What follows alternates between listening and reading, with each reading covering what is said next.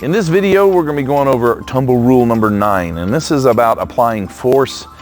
We don't ever want our initial movement to be downward, but especially all the energy that you put into a skill, you want it to push the skill across the floor, and what I would call positive momentum. Now, if I was stepping and pushing my hips back, that's the wrong way. We're supposed to be going this way, so I'd call this negative momentum, or momentum that's pulling power out of the skill.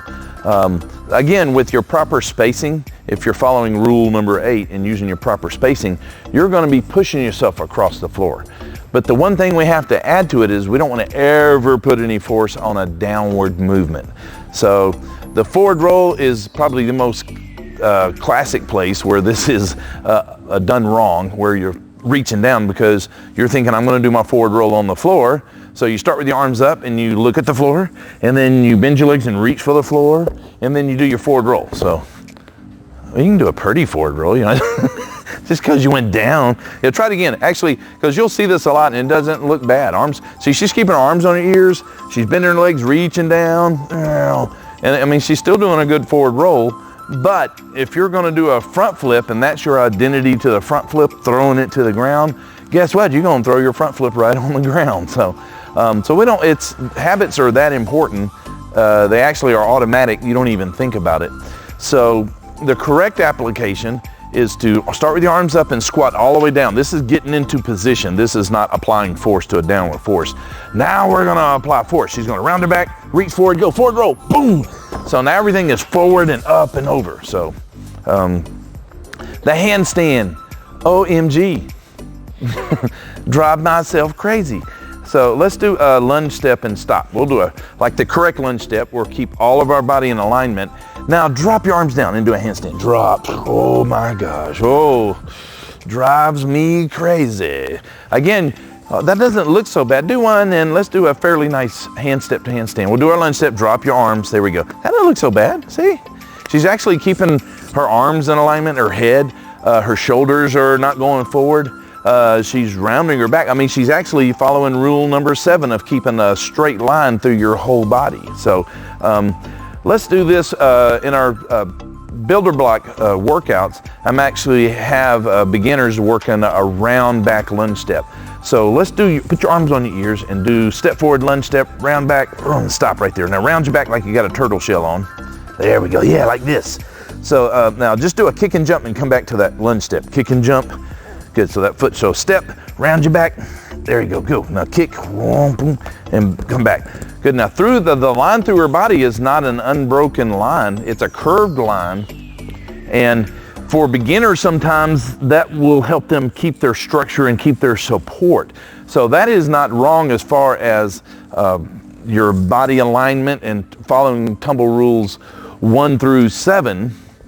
Now it is going to shorten the reach and cut your power off. So by doing that, we are cutting some of the power off, but with beginners, they may need less power and more support. So in some ways that's correct, but we wouldn't want to, that's not a core skill. That's not something we want to get to and train all the time. We're talking about, don't want to apply a force downward, and as you round and curve, you're cutting your power off and you're starting to push your power into the ground. So with your power application, especially on a handstand, you want to hold the arms up. So let's do our power lunge again and freeze. See, now we got a straight line for power working application. You want to actually hold these arms up. Can you push with the back leg and kind of freeze right here in the middle? There we go, like that. Make sure you're holding that leg up.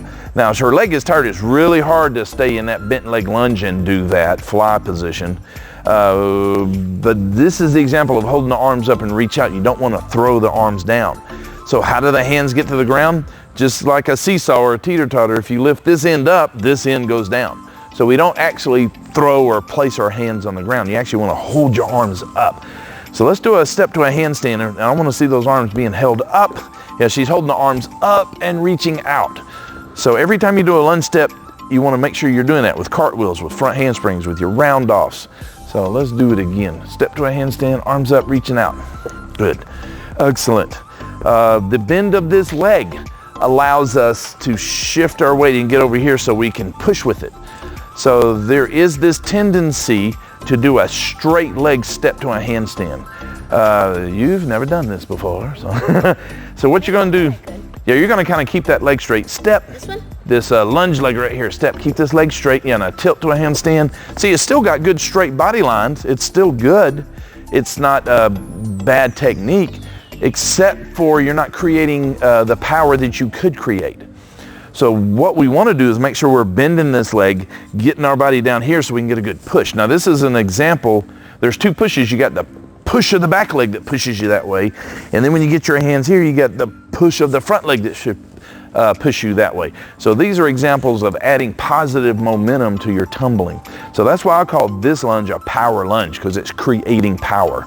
So let's do the power lunge. I want you to go slow through the middle. Step, bend this leg, get down low, bend, now push, push, good. So by bending that leg, you're getting yourself in a position where both legs can push you across the floor. Straight leg steps, you could call it a stylized lunge step, and it's still correct technique as far as tumble rules 1 through 7 at least. But it may be cutting short on your body length plus arm. It's going to be cutting your power, and it's going to not allow you to push with that leg. So that's something, again, a stylization of the lunge step. But when you're doing power lunge, round offs, front handsprings, you want to bend that leg, reach out with those hands, and push with both legs to create power. So again, we don't want to ever apply our force to a downward movement. Standing back tucks are the same thing. We don't want to throw our head down. You want everything to go up. Your arm to go up. You can even get your chin to go up. You can lift your chest up, lift your hips up, lift your knees up, and flip it over. So let's do one. So let's face that way. So we're looking for everything going up. Standing back tuck, up. Excellent, just like that, going up and over.